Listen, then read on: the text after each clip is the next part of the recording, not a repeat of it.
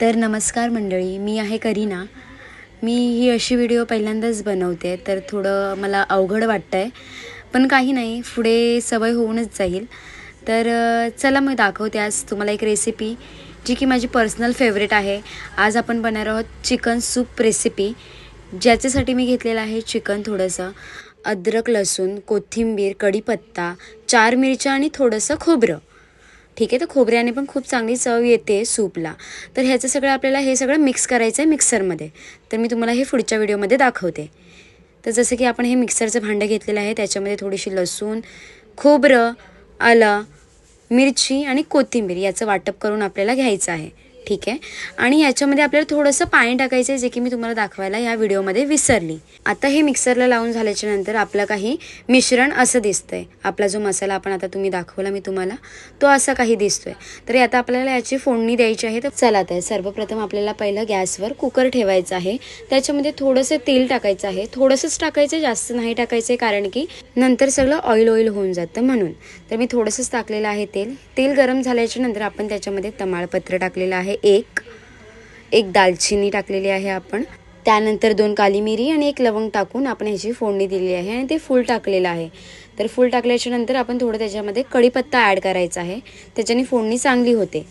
कढीपत्ता टाकल्याच्या नंतर आपण जे मिक्सरला वाटून घेतलाय जो मसाला, तो आपण आता ह्याच्यामध्ये टाकायचा आहे फोडणीला। पण मसाला टाकताना लक्ष द्या की नीट टाकायचा आहे, कारण की पूर्ण तेल जो आहे तो बाहेर उडून जातो।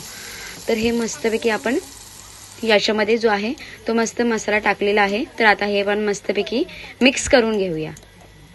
हे थोडं मस्तपैकी लाल होऊन द्यायचं आहे आपल्याला, आणि ह्याच्यामध्ये थोडीशी आपल्याला करायची आहे हळद ॲड करायच्या नंतर थोडं परत एकदा मिक्स करून घ्यायचं आहे। मिक्स केल्याच्या नंतर आपण एका साईडला पाणी गरम करत ठेवायचं आहे, कारण की ह्याच्यामध्ये आपल्याला गरम पाणीच ॲड करायचं आहे, कारण की आपण जर थंड पाणी टाकलं तर चव नाही लागत। ठीक आहे, त्यामुळे आपल्याला ह्याच्यामध्ये गरम पाणीच टाकायचं आहे। तर थोडीशी मी ह्याच्यामध्ये ब्लॅक पेपर टाकलेला आहे। ब्लॅक पेपर टाकल्याच्या नंतर आपल्याला याच्यामध्ये ॲड करायचं आहे चिकन।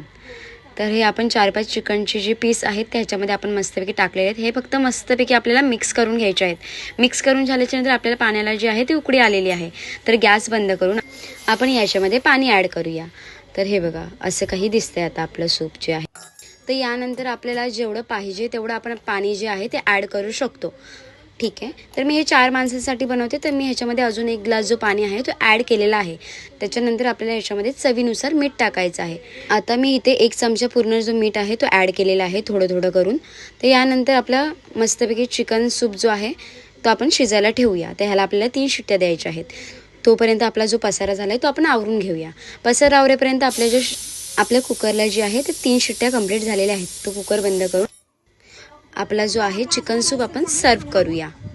तर बघा, असा काही मस्तपैकी आपला जो चिकन सूप जो आहे तो रेडी झालेला आहे। तर आपण या दोघींना ट्राय करायला देऊया। पुढे बघा ह्यांची रिॲक्शन।